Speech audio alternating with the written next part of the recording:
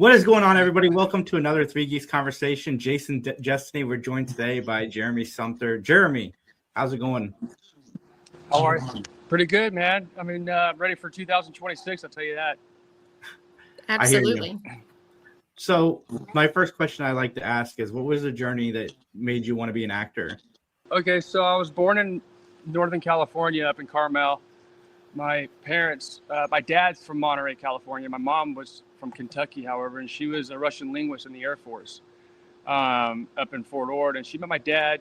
They got married, had me and my twin sister and I, and then moved us back to Kentucky to raise us. And then we had my little sister. And over the years, I would prank them all the time. I would pretend I had a knife in my back and go all out. Twister was my favorite movie. I'd always acted out. And yeah, no, I've always wanted to be an actor since I was a little kid. And this opportunity came up called IMTA. My dad was an Emory, was a freight truck driver for Emory Worldwide.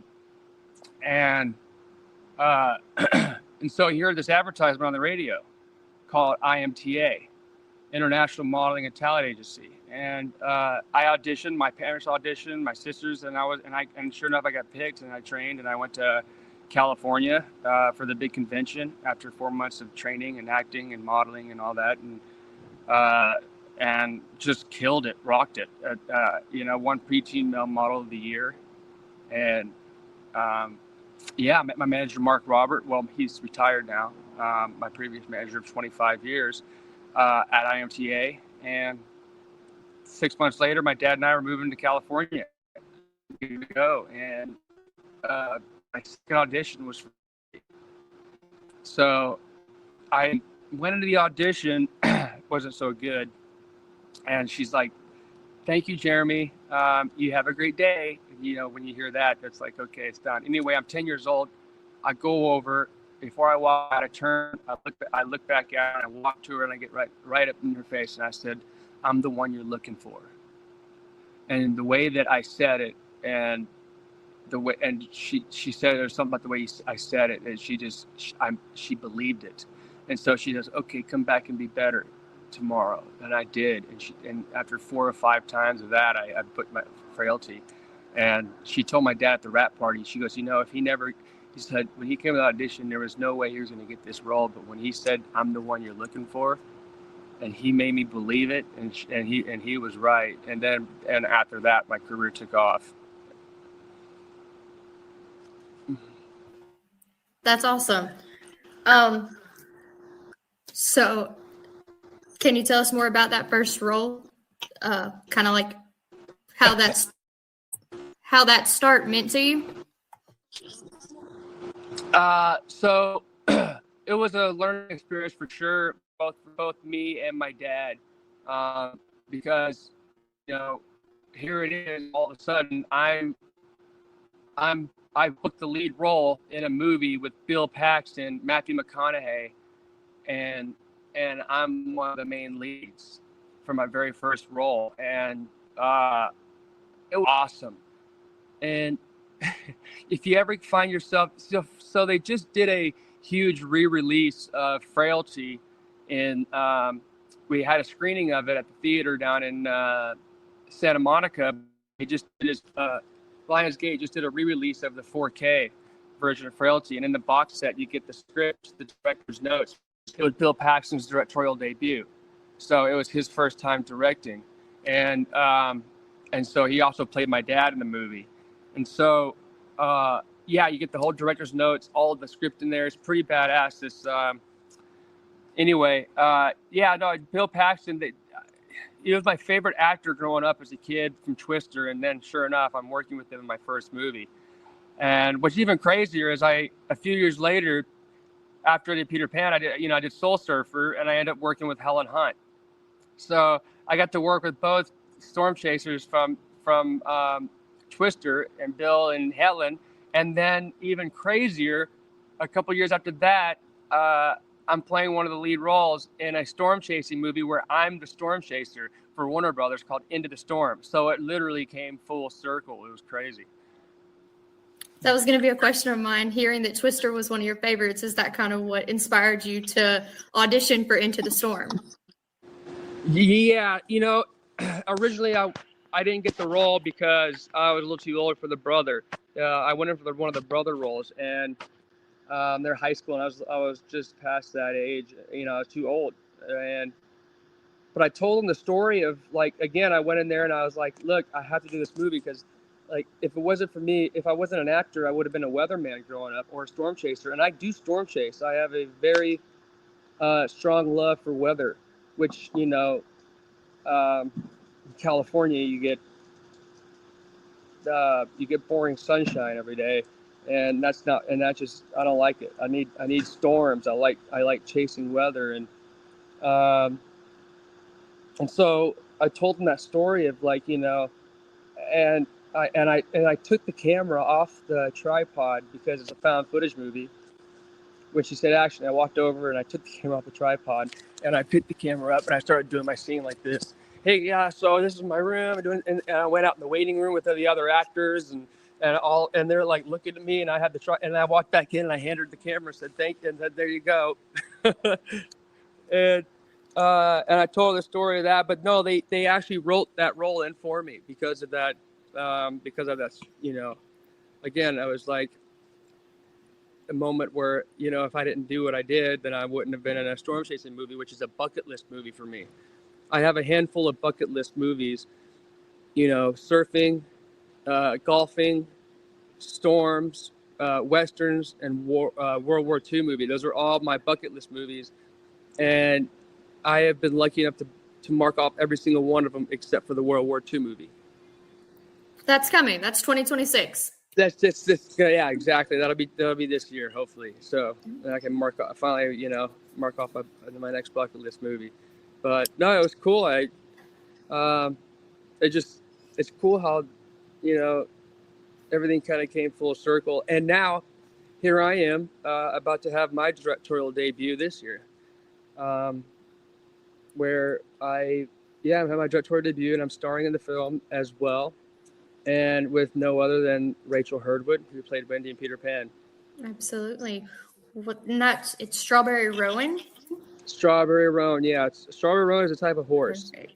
But so it's going to be a nice, fun rom-com. Perfect. Is there anything you can tell us about it without getting in too much trouble?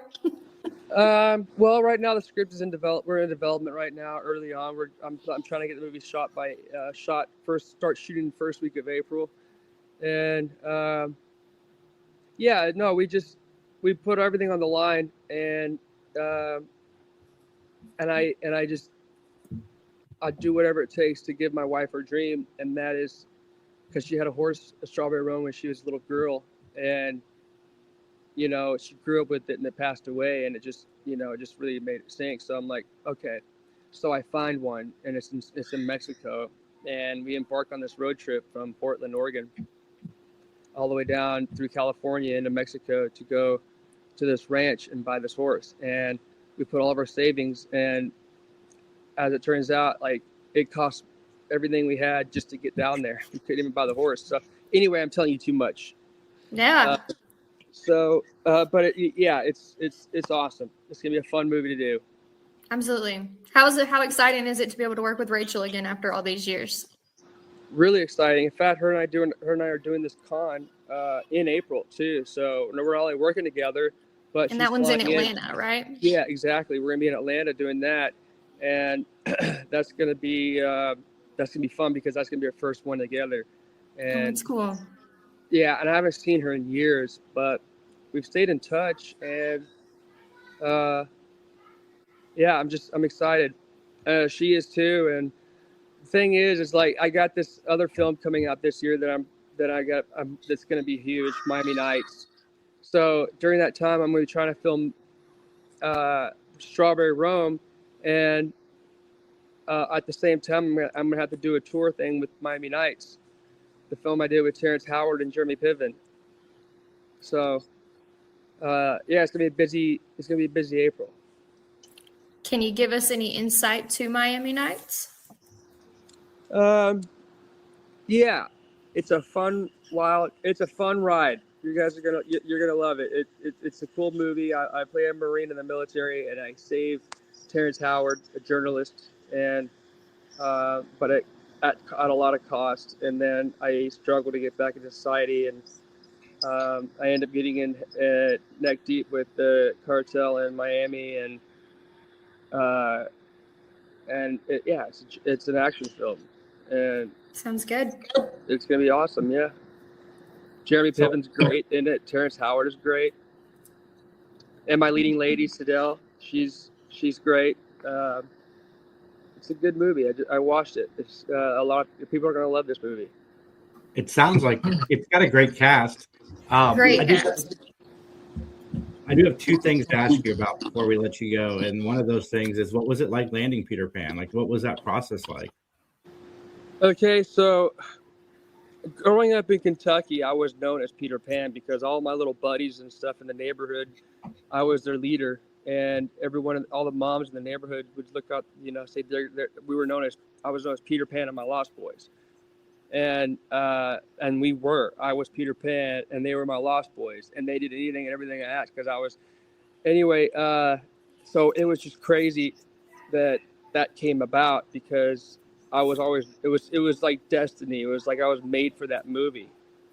And my mom, like, you got to get him in on this. And so the audition process was, we didn't hear nothing for months, but then I go in there and to meet the director. And he's asked, okay, so you're going to do a British accent? And I'm like, nope. He's like, why? I was like, because I don't feel like it. And I said, but watch this. And I started climbing up the door frame, and I flipped out and did a backflip off of it. And the guy's like, oh my God, tell me he can act. He's perfect. And he flew me to London to audition with Jason Isaacs. But apparently I already had the role, but I just didn't know it yet. And yeah, so he just wanted to get used to his Peter Pan, but I thought it was going to be me and a few other people just doing this audition. Not. It was just me. And he draws this picture of Peter Pan at the airport in Paris after we were in Paris for a couple of days. He goes, who is that? I said, it's Peter Pan. He goes, no, it's Jeremy Sumpter. You're my Peter Pan. And I just went nuts. I'm like, oh my God. Making that movie was one of the best years of my entire life. It looked like you guys were having fun in the movie. I just watched it for the first time today, and it looked like you guys were having a blast.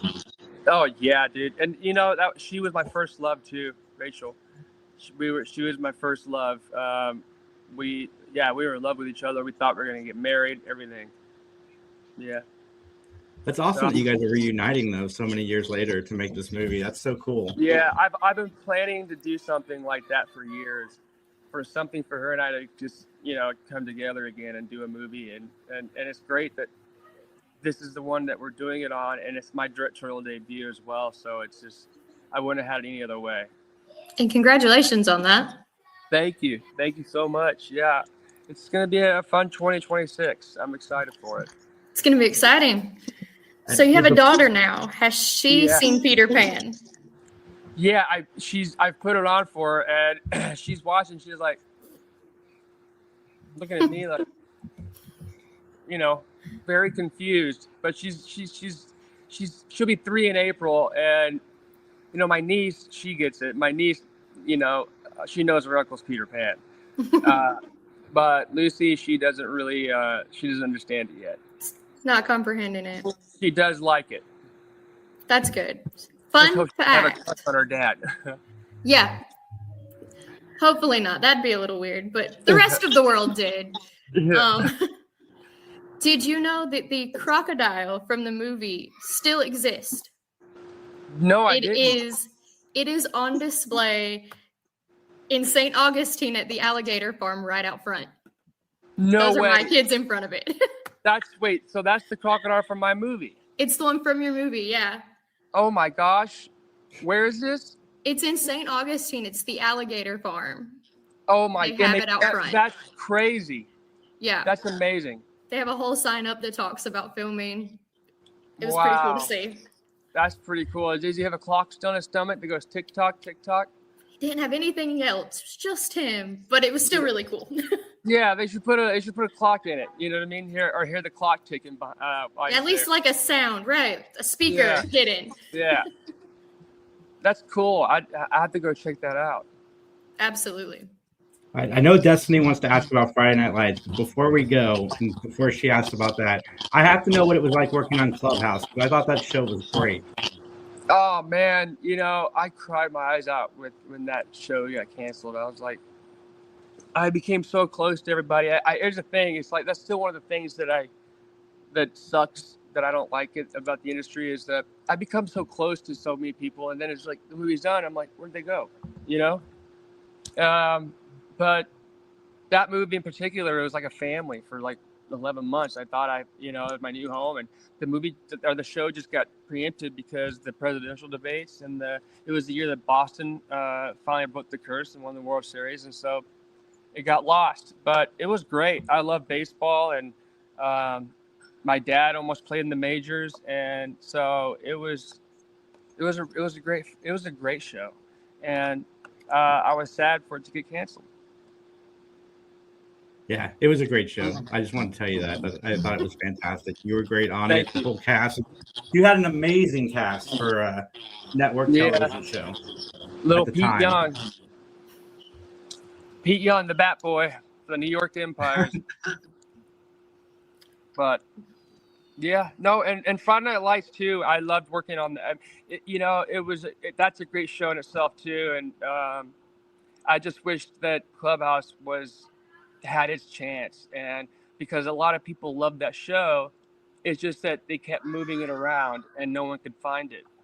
They would change it to another day because, but it's CBS, and if you don't have it, it had 10 million viewers the first 3 episodes, but then it got pushed for 2 weeks because of the presidential stuff, and so no one could find it, and so they just got rid of it. But yeah, it was a bummer because the cast was great, and I loved working with all of them.